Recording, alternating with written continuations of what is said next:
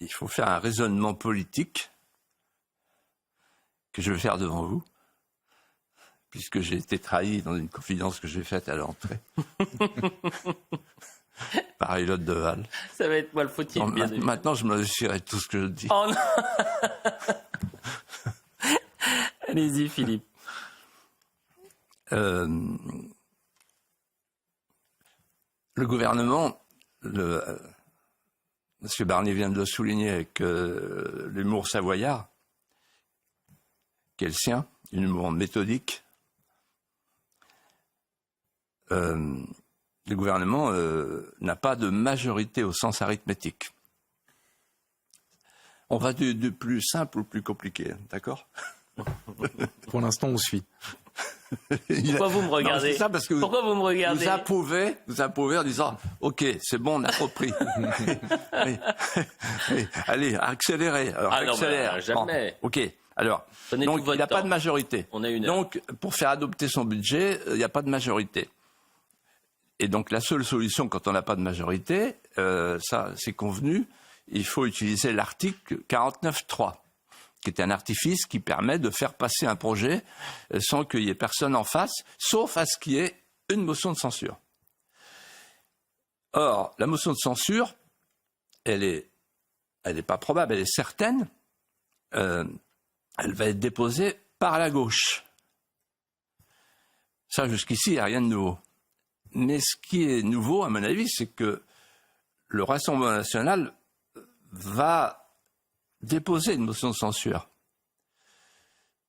Et que, entre toutes ces motions de censure, il y a une chance sérieuse que la motion de censure soit votée et que le gouvernement tombe. Alors, pourquoi ? Parce que le Rassemblement national n'est plus du tout dans la situation de septembre ou de l'automne. Pour 3 raisons. La première, c'est que ce budget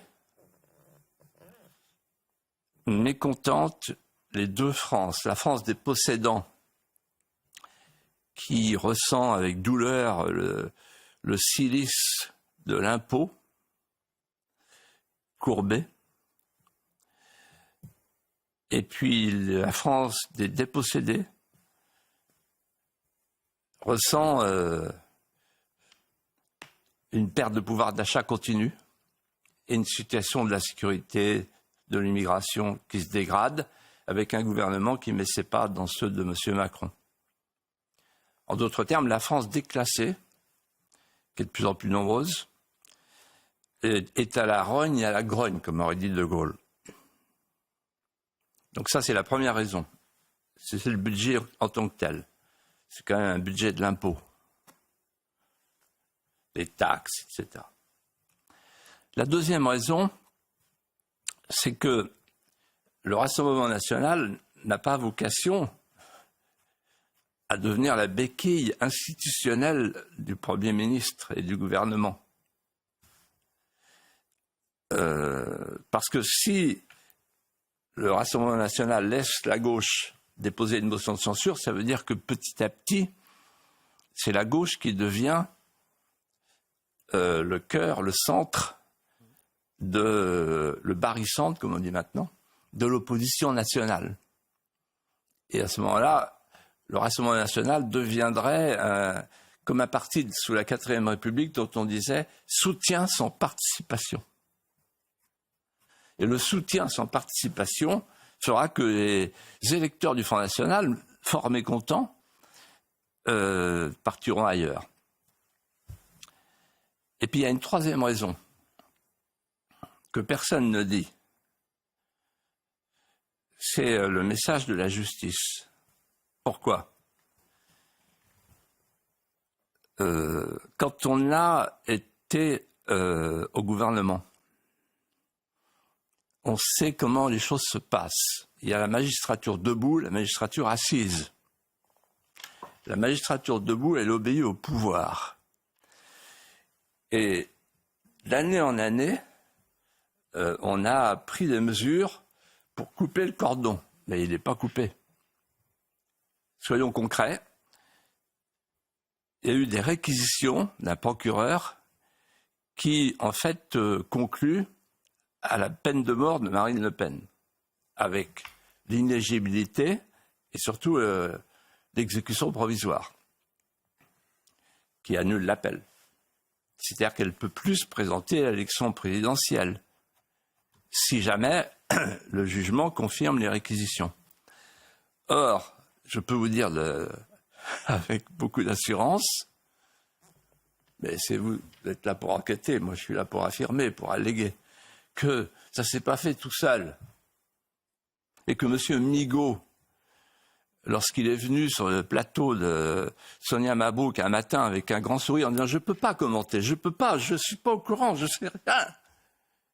Moi je suis le garde des Sceaux, mais c'est les juges. » Moi, ça m'a mis la puce à l'oreille et j'ai fait ma petite enquête. Et en fait, ils savaient tous ce que seraient les réquisitions. Macron savait, Barnier savait, Migaud savait, tous ils savaient. Et alors, s'ils savaient, c'est qu'ils n'ont rien fait pour empêcher ça. Et donc, moi, je serais à la place d'un chef de parti avec 11 millions d'électeurs derrière moi et 140 députés, le dos au mur pour être fusillé, je dirais, bon, très bien, puisqu'on m'inflige la peine de mort, vous voulez l'exécution provisoire ? Moi, je vous la fais, l'exécution provisoire. Et le dernier point, ma conclusion, c'est qu'en fait, en septembre, il y avait un gouvernement Barnier qui semblait prendre son autonomie. On se disait, Barnier, c'est pas Macron. Et d'ailleurs, il disait, lui, c'est lui, moi, c'est moi, comme dit l'autre. Vous vous souvenez, Fabius Mitterrand. Mais là, maintenant, c'est fini. Ils sont alignés sur tout. Ils sont alignés sur l'Ukraine, ils sont alignés sur l'Europe, ils sont alignés... Voilà. Et ils sont alignés sur toutes les questions. Ils sont alignés, regardez l'euthanasie qui va revenir, etc. Donc, quelle est la différence entre Macron et Barnier ?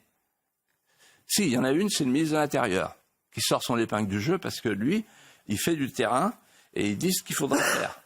Il dit ce qu'il faudrait faire. Ce qu'il n'a pas le temps de faire, mais il dit ce qu'il faudrait faire. Parce qu'il a une colonne vertébrale. Mais pour le reste, c'est de la glu. Voilà.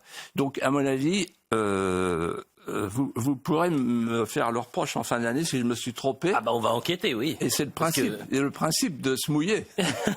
Non, mais parce que ce que vous dites quand même, c'est les informations que vous dites avoir, nous ne les avons pas. Donc, effectivement, c'est votre parole. En d'autres termes, non, mais l'information, c'est que le parquet est indépendant quant à des prescriptions écrites. Mm-hmm.